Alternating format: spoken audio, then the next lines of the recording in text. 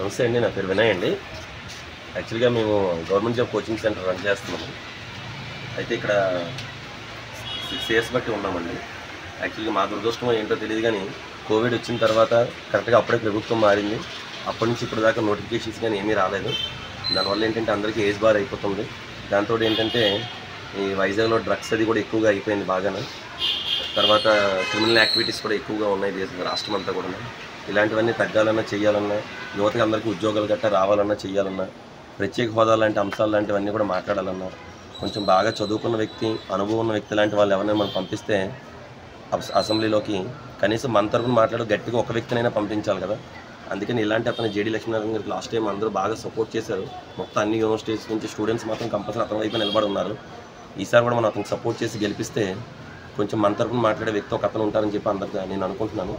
అలాగే మా స్టూడెంట్స్ అందరూ కూడా అదే భావిస్తున్నారు. అందరూ కూడా అన్ని వైపుల నుంచి కూడా ఆయనకి మంచి పేరుంది స్టూడెంట్స్ దగ్గర నుంచి.